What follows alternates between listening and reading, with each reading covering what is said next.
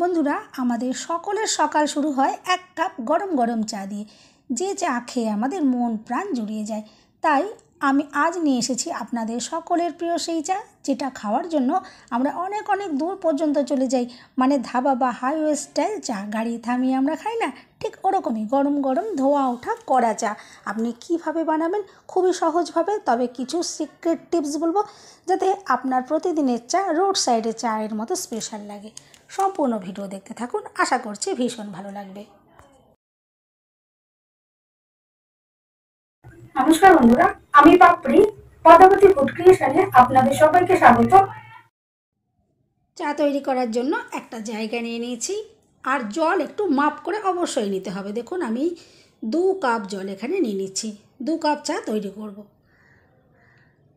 এরপর গ্যাস জ্বালিয়ে জল খুব ভালো করে ফুটিয়ে নিতে হবে।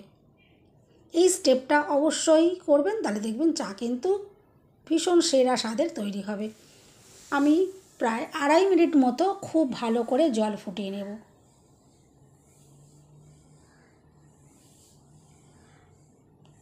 দেখুন, খুব সুন্দর করে জল আমি ফুটিয়ে রেডি করে নিয়েছি। এরপরে আমি এখানে চা পাতা ইউজ করছি। 2 কাপ চায়ের জন্য আমি 2 চামচ চা পাতা দিয়ে দিলাম, এখানে গুঁড়ো চা পাতা ব্যবহার করলাম। এরপরে খুব ভালো করে ফুটিয়ে নিতে হবে। এই সময় গ্যাসের ফ্লেমটা আমি লোতে রেখে ভালো করে ফুটিয়ে নেব। যত সুন্দর করে ফোটানো হবে, চা পাতার ফ্লেভারটা জলের মধ্যে আসবে, চাটা টেস্টি তৈরি হবে। আর মাঝে মাঝে অবশ্যই এভাবে একটু নাড়াচাড়া করে দিতে হবে। দেখুন, এভাবে নাড়াচাড়া করে একটু দিচ্ছি।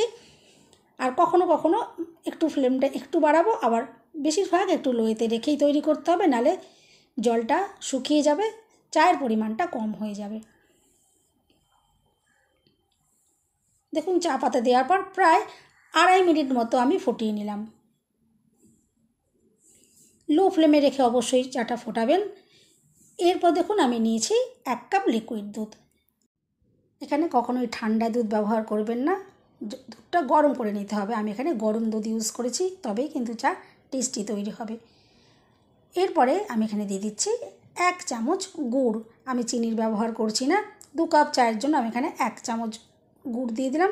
তবে কেউ যদি চান চিনি গুড় ছাড়া তৈরি করতে, তাও তৈরি করতে পারেন। আবার কেউ যদি পছন্দ করেন চিনি দিয়ে করতে, চিনি দিয়েও করতে পারেন, কোনো অসুবিধা নেই। যার যেরকম পছন্দ, নিজের পছন্দ মতন আপনারা এখানে মিষ্টির ব্যবহার করবেন। এরপর দেখুন, খুব ভালো করে আবারও ফুটিয়ে নিতে হবে। আমি লো ফ্লেমে রেখে 2 মিনিট মতো ভালো করে ফুটিয়ে নেব। গ্যাসের ফ্লেমটা লোতে রেখে ভালো করে ফোটাতে হবে, আর মাঝে মাঝে ভালো করে একটু নাড়াচাড়া করে দিতে হবে।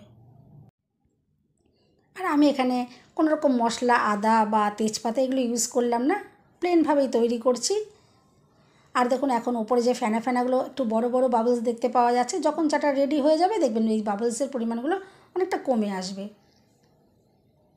এইভাবেই ভালো করে ফুটিয়ে নিতে হবে, আর মাঝে মাঝে অবশ্যই কিন্তু নাড়াচাড়া করে দিতে একদম ভুলবেন না। দেখুন, প্রায় 2 মিনিট মতো হয়ে গেছে। আর চায়ের কালারটা যে কতটা দুর্দান্ত এসেছে আমি আশা করছি আপনারা দেখে নিশ্চয়ই বুঝতে পারছেন। স্বাদে গন্ধে একদম সেরা সেরা চা বানাতে গেলে এভাবে অবশ্যই আপনারা ট্রাই করবেন। দেখুন, চাটা কত সুন্দরভাবে রেডি হয়ে গেছে। তবে সুন্দর ফ্লেভারের জন্য আমি এখানে একটু এলাচের ব্যবহার করব, চাইলে কিন্তু আপনারা বাদ দিয়ে করতে পারেন। দেখুন, চাটা আমি একটু হাতায় করে একটু তুলে দেখিয়ে দিচ্ছি যে চাটা যে কতটা সুন্দর, যে ঘন গাঢ় তৈরি হয়েছে, আশা করছি আপনারা দেখে বুঝতে পারছেন। আর কালারটা দুর্দান্ত এসেছে। এইভাবে ফোটানোর পর দেখবেন, আমি তো 2 কাপ জল দিয়েছিলাম, সেখানে 1 কাপ জলটা আর কি এভাবেই কিন্তু কমে যাবে, যেহেতু ফোটানো হচ্ছে। আর তবেই কিন্তু চা টেস্টি তৈরি হবে। দেখুন, চা একদম রেডি হয়ে গেছে। আমি এখানে একটা বড় এলাচি নিয়েছি, আপনারা চাইলে এখানে ছোটো এলাচও দিতে পারেন, আর না চাইলে কিছু নাও দিতে পারেন। আমি দেখুন বড় এলাচের, যেহেতু এলাচটা অনেকটাই পরিমাণে বড়, আমি অর্ধেকটা পরিমাণে দেখুন একটু গুঁড়ো করে দিয়ে দিলাম। আর গুঁড়ো করে দিলে পরে এভাবেই শেষে ইউজ করবেন। এরপরে এলাচটা দেওয়ার পর 30 সেকেন্ড মতন আমি এটা একটু ফুটিয়ে নিয়েছি, লো ফ্লেমে রেখেই ফুটিয়ে নিয়েছি। চা কিন্তু এখন একদম রেডি হয়ে গেছে।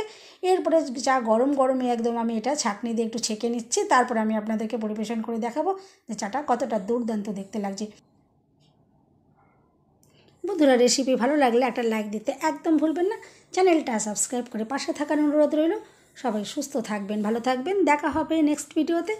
ভিডিওটা শেষ পর্যন্ত দেখার জন্য সবাইকে রইল অসংখ্য অসংখ্য ধন্যবাদ। দেখুন আমি 2 কাপ চা একদম রেডি করে নিয়েছি।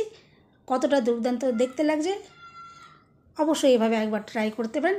আশা করছি আজকের রেসিপি আপনাদের ভীষণ ভালো লাগলো।